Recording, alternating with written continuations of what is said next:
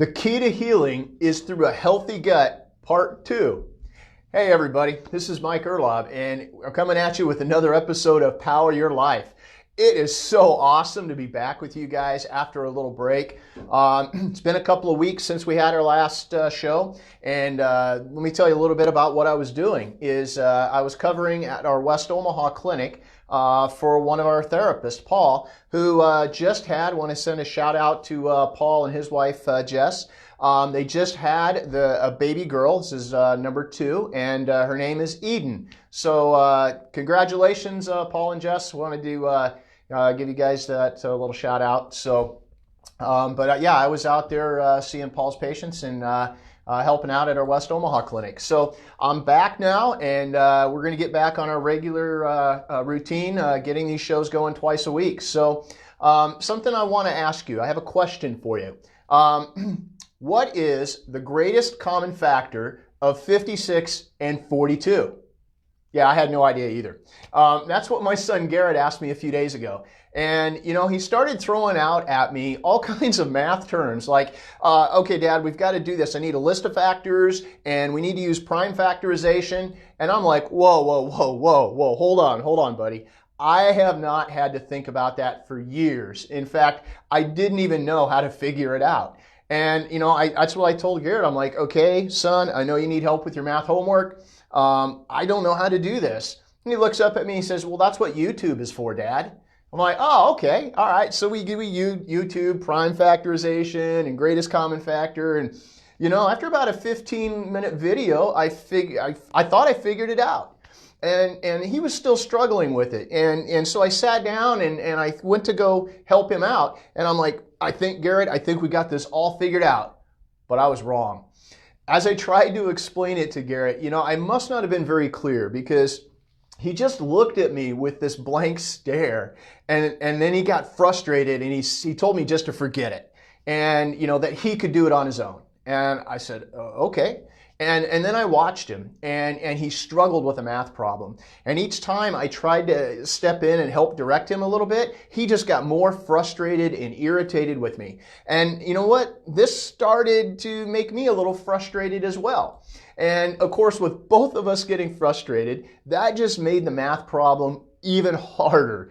You know how that goes. The harder you work on a problem and you can't figure it out, it just leads you to more frustration, which leads you to becoming more irritated, and it just makes it worse. And it seems like you just go round and round in this loop, and you know, you don't know how to get out of it. I mean, it almost gets you to the point where you want to take that computer and just chuck it out the window. And so as I tried to help Garrett, it was the same thing. He just got more and more irritated with me. And you know, I realized that we both needed to take a break before one of us exploded. So, you know, we both stepped back. We took a little break. I went and watched a little football. Garrett played on his PS4, and, you know, he came back out and he said, I think I'm ready, Dad. And he sat down and he went to go work at the problem. And it was really funny because all of a sudden it was like everything clicked for him, and he was able to solve the problem. And, you know, as I watched him, it really got me thinking. It got me thinking that when we are faced with a problem in life that is difficult and frustrating, why do we think that the harder we work at it, the more likely we're going to solve that problem, or the more that we push, the better? You know, why do we do that? You know, why do we push harder and harder only to end in anger and frustration, and the problem still isn't solved? But then as soon as we stop trying so hard, and that we admit we need a little help, we take a step back, relax, all of a sudden it's like the solution just appears. Have you ever had that happen to you? You know, think about it. We could save ourselves so much time and aggravation just by relaxing and asking help, you know, for help in the first place. You know, when we can admit that we need help, that we can stop trying to figure it all out on our own, and we can just ask God to guide us, things just have a way of working out. Which, by the way, the greatest common factor of 56 and 42 is 14. So, all right, now that I've gotten that figured out, let's get down to it. Let's talk about your gut, okay? Remember the last time, you know, we talked, we talked about, a little review here, we talked about how your gut can influence your mood and how you feel. This is why your gut is called the second brain. And in your second brain, there are over 500 million, think about that, 500 million neurons, and over 95% of your body's serotonin is found in your gut. Now remember that serotonin, that's the feel-good neurotransmitter. You know, it's the part that's released serotonin and dopamine that just gives you those good feelings, okay? So not only that, but your gut also, I bet you didn't know this, your gut also houses 70% of the cells that make up your immune system. Think about that for a minute, you know? Your immune system, 70% of it. And right now with the worries about COVID, you know, how important is that? So let's do a quick overview of your immune system, okay? So your immune system really is divided into two types of coordinated responses. The first one is what we call the innate immunity, and the second is the adaptive immunity. Now, the innate immunity system is our first line of defense, and it's composed of the physical and chemical barriers, immune cells, blood proteins, the things that mediate inflammation. And the cells of the innate immune system, they basically are patrolling our body looking for threats. You know, they're looking for microbes, viruses, microbial proteins, you know, things that they're kind of like on a seek and destroy mission, right? And, you know, the innate immune system devises quick immune responses. When they find those, like I said, it's a seek and destroy mission, and they destroy those foreign, damaged, or the infected cells. Now, the adaptive immune system, this is what's responsible for a little bit more of a complex immune response, and it develops when the innate immunity is insufficient to manage a threat. So the adaptive immunity system, it's mediated by these cells called lymphocytes. Now, I don't want to sit here and bore you guys with a ton of cellular biology or a deep, you know, in-depth pathophysiology lesson here. But I really want you to stick with me on this for a little bit, okay? Because I promise you it'll be worth it. So I'll try not to bore you, but what basically the adaptive immune system does is it remembers past infections and vaccines, allowing the immune system to respond quickly when we encounter something similar again. Now, how does this relate to your gut, right? That's probably what you're thinking, is how does your gut influence this process? Now remember what I said, 70% of your immune system is in your gut. So here's what's going on. The intestinal wall, it creates a barrier from our gut microbes, okay? Yet that wall, it's not like a solid wall. It's permeable. It still allows things to pass through. So, but it only allows certain processes and certain types of microbes to pass through. So a healthy intestinal barrier function allows certain gut-derived molecules to get into the body while keeping others out. So you think of it, when your intestines are healthy, it allows the good stuff to get through and get into your bloodstream, but it keeps the bad stuff out. Okay, because now remember what that's doing is it's passing, you know, your digested food through your system, and it's extracting, you know, what it needs out of it, and then the rest is, you know, eliminated as waste. So, you know, there's a lot of bad stuff. There's a lot of good stuff in your intestine. There's a lot of bad stuff in there too. So basically it allows some microbes to pass into your blood, like I said, while keeping others out.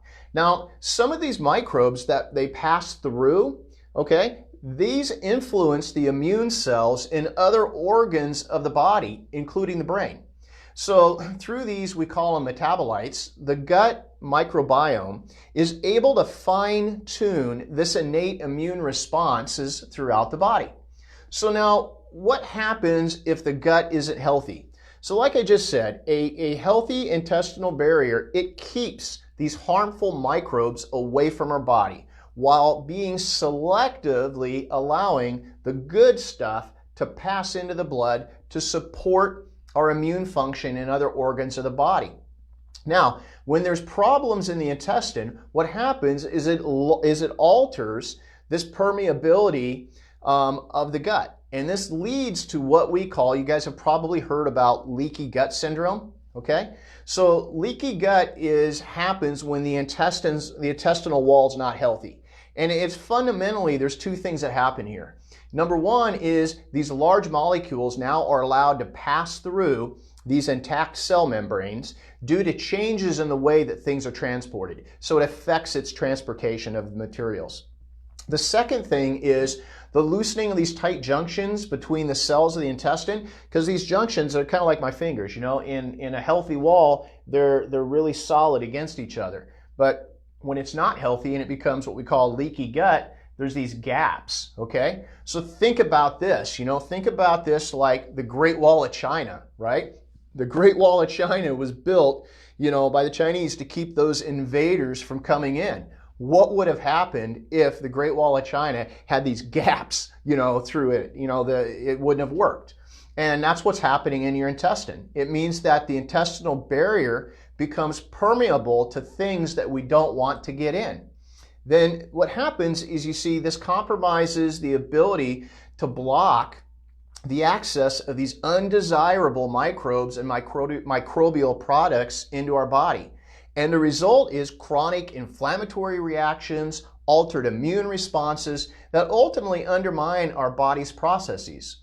So, you know, think of it like this. These foreign substances, they leak through the gut, they get into your body. Now your immune system, it can't operate normally. And worse yet, what it does is it sets off this widespread inflammatory reaction by our immune system, because that's what, you know, sounds the alarm in the body.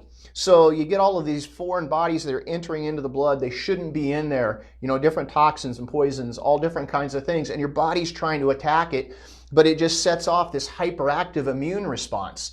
And, you know, this result is then your immune system drops. You end up with chronic inflammation in the body, which leads to a whole other issues too. So the health of your gut, the take home here that I want you to have is the health of your gut. It will affect how your body can fight off infections. And most importantly, what you eat, the micronutrients, and the type of probiotics, they all affect the health of your gut. Your gut is way more than just the digestion issues. Now, next time what I want to do is we're going to talk about how the health of your gut and the leaky gut contribute to pain, irritation, inflammation, and the healing of the physical tissue in your bodies. You know, basically, we're going to talk about how it affects how you heal from the injuries. So far, we've talked about how it affects your mood, how it affects your immune system, but next I want to talk about how it affects your injuries. Which, by the way, speaking of injuries, if you're having any trouble, you know, getting your body right from back pain, from headaches to shoulder problems, and you need help, we have a breakthrough exam for only $49. You can set up a session just by going to the web page that's listed in the comments of the show. Just click on that and you can put in some information and you can get your session all taken care of. So before I end, I would love to leave you with this amazing quote from the late, great Charles Spurgeon. And he said, "Hope itself is like a star, not to be seen in the sunshine of prosperity, and only to be discovered in the night of adversity." So, until next time, power your life and keep moving forward.